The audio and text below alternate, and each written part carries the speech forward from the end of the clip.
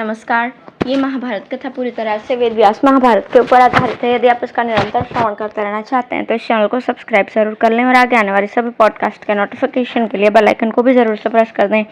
अब हम सुनेंगे युधिष्ठिर का घर छोड़कर वन में जाने का विचार और अर्जुन द्वारा इसका विरोध। नारद जी ने कहा, राजन, एक बार कर्ण की जरासंध के साथ मुठभेड़ हुई थी। उसमें परास्त होकर जरासंध ने कर्ण को अपना मित्र बना लिया और उसे चंपा नगरी उपहार में दे दी। पहले कर्ण केवल अंग देश का राजा था, किंतु इसके बाद वो दुर्योधन की अनुमति से चंपा में भी राज्य करने लगा। इसी प्रकार एक समय इंद्र ने आपकी भलाई करने के लिए कर्ण से कवच और कुंडलों की भीख मांगी थी। वे कवच और कुंडल दिव्य थे तथा कर्ण के देह के साथ ही उत्पन्न हुए थे, तो भी उसने इंद्र को ये दोनों वस्तुएं दान कर दी।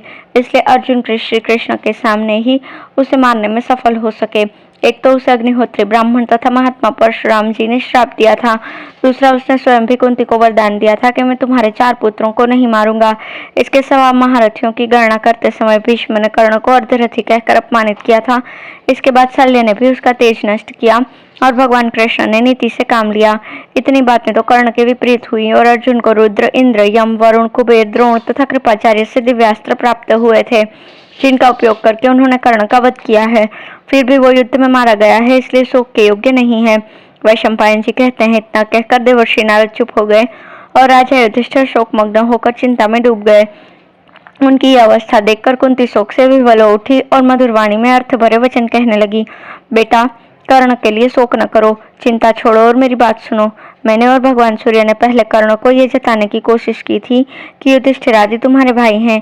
एक ही तैसी सुयत को जो कुछ कहना चाहिए सूर्यदेव ने वह सब कहा। उन्होंने उसे स्वप्न में तथा मेरे सामने भी बहुत समझाया, परंतु हम लोग अपने प्रयत्न में सफल न हो सके। वो मौत के वशीभूत होकर बदला लेने को तत्पर था, इसलिए मैंने भी उसकी उपेक्षा कर दी। माता की बात सुनकर धर्मराज के नेत्रों में आंसू भर आए। वे शोक से व्याकुल होकर कहने लगे, माता, आपने ये रहस्यमय बात छिपा रखी थी, इसलिए आज मुझे यह कष्ट भोगना पड़ा है। फिर उन्होंने दुखी होकर संसार की सब स्त्रियों को श्राप दे दिया। आज से कोई भी स्त्री गुप्त बात छिपा कर नहीं रख सकेगी। इसके बाद वे मरे हुए पुत्र, पौत्र, संबंधी तथा सुहृदों को याद करके बहुत विकल हो गए और अर्जुन की ओर देखकर कहने लगे, अर्जुन, यदि हम लोग वृषवंशी तथा अंधकवंशी क्षत्रियों के नगरों में जाकर भिक्षा से अपना जीवन निर्वाह कर लेते तो आज अपने कुटुंब को निर्वंश करके हमें यह दुर्गति नहीं भोगनी पड़ती। क्षत्रिय के आचार और उसके बल, पौरुष तथा अमर्ष को भी धिक्कार है, जिनके कारण हम इस विपत्ति में पड़ गए। क्षमा, दम, शौच, वैराग्य, मात्सर्य का अभाव, अहिंसा और सत्य बोलना, ये वनवासियों के धर्म ही श्रेष्ठ हैं। किंतु हम लोग तो लोभ और मोह के कारण राज्य पाने की इच्छा से दंभ और मान का आश्रय लेकर इस दुर्दशा में फंस गए हैं। इस समय तीनों लोगों का राज्य देकर भी कोई हमें प्रसन्न नहीं कर सकता। हमने इस पृथ्वी पर अधिकार पाने के लिए अवध्य राजाओं की भी हत्या की और अपने बंधु बांधवों के बिना हम अर्थभ्रष्ट की भांति जीवन व्यतीत कर रहे हैं। जिन बांधवों का हमने वध किया है उन्हें तो सारी पृथ्वी सुवर्ण के ढेर और बहुत सी गाय, घोड़े आदि की प्राप्ति होने पर भी हमें नहीं मारना चाहिए था, किंतु हमने उन्हें मार ही डाला। यह शोक हमें चैन नहीं लेने देता। धनंजय, सुना है मनुष्य का किया हुआ पाप शुभ कर्मों से, आचरण से, दूसरों के कहकर सुनाने से, पश्चाताप से तथा दान से, तप, त्याग, तीर्थ यात्रा एवं श्रुत स्मृतियों से नष्ट होता है। श्रुति ने कहा है कि त्यागी पुरुष को जन्म मरण की प्राप्ति नहीं होती, वो अमृतत्व को प्राप्त होता है। इसके अनुसार योग मार्ग को प्राप्त करके जब बुद्धि स्थिर हो जाती है उस समय मनुष्य परमात्मा भाव को प्राप्त हो जाता है। ये सोचकर मैं भी शीतोष्ण आदि द्वंद्व धर्मों से रहित होकर मुनिवृत्ति से रहकर ज्ञान उपार्जन करना चाहता हूँ। इसलिए मैंने सारा संग्रह, संपूर्ण राज्य तथा सुख भोग आदि त्याग देने का निश्चय किया है। अब मैं ममता और शोक से रहित होकर सब प्रकार के बंधनों से छूटकर कहीं जंगल में चला जाऊंगा। मुझे राज्य अथवा भोगों से कोई मतलब नहीं है। यह कहकर जब धर्मराज चुप हो गए तो अर्जुन बोले, महाराज, ये बड़े अफसोस की बात है और हद दर्जे की कायरता है जो आप अलौकिक पराक्रम करके प्राप्त की हुई इस उत्तम राज्य लक्ष्मी को ठुकरा देने के लिए उद्यत हुए हैं। यदि त्याग ही देना था तो अपने क्रोध में आकर इसी के लिए तमाम राजाओं की हत्या क्यों कराई। अपने समृद्धिशाली राज्य का परित्याग करके जब हम हाथ में खप्पर लेकर घर घर भीख मांगते फिरेंगे उस समय संसार क्या कहेगा। क्या कारण है कि सब प्रकार के शुभ कर्मों का अनुष्ठान छोड़कर अशुभ एवं आकिंचन बनकर आप गंवार मनुष्यों की तरह भिक्षा मांगना पसंद करते हैं। इस उत्तम राजवंश में जन्म लेकर संपूर्ण पृथ्वी को अपने अधीन करके अब आप धर्म और अर्थ का परित्याग कर वन की ओर जा रहे हैं। ये मूर्खता नहीं तो क्या है? जब आप ही हवन एवं यज्ञ आदि कर्मों को त्याग देंगे तो दूसरे असाधु पुरुष आपका ही आदर्श सामने रखकर यज्ञों का उच्छेद कर देंगे। उस दशा में इसका सारा पाप आपको लगेगा। सर्वस्व त्याग कर अकिंचन हो जाना, दूसरे दिन के लिए संग्रह न करके प्रतिदिन मांग कर खाना, ये मुनियों का धर्म है, राजाओं का नहीं।